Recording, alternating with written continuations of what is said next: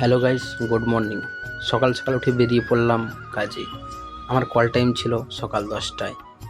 আর এই যে Uber, Rapido, inDrive, এই তিনটে হচ্ছে খুব বাজে জিনিস। যখন তোমার দরকার পড়বে তখন তুমি এদের পাবে না। তিনটে উবের ক্যান্সেল করার পর 4 নম্বরের বেলায় আমার ইনড্রাইভ এসেছে। তো কাকুর একটা গন্ধ হেলমেট আমাকে দিয়ে দিল। আমি হেলমেটটা মাথার মধ্যে পরে নিলাম।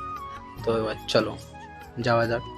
আর কাকু এত এত স্পিডে চালাচ্ছিল, কি বলবো গাইস, মানে সীমার বাইরে।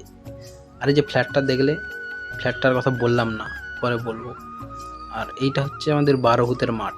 এখানে আমার চেনা জানা একজন ডিরেক্টর থাকে, ওনার নামটা নিলাম না। তো যাই হোক, ফাইনালি চলে এলাম। তো যেহেতু আমাদের 10টায় কল টাইম ছিল, বাকি যে টিম মেম্বার ছিল ওদের জন্য ব্রেকফাস্ট নেওয়ার ছিল।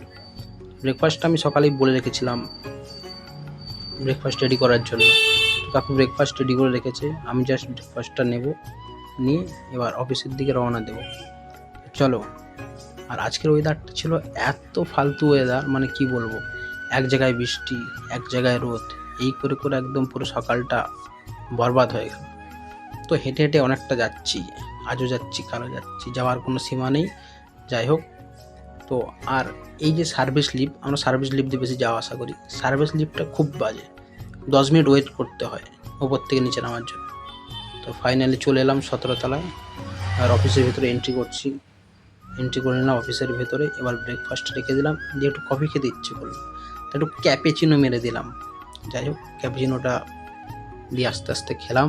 খাওয়ার পরে এই হচ্ছে বাইরের ভিউ, দেখে নাও বাইরের ভিউটা 17তলা থেকে। আর এই হলো আমাদের সেট, গ্রিন স্ক্রিন। আজকের মতো টাটা, আবার দেখা হবে নেক্সট কোনো ব্লগে।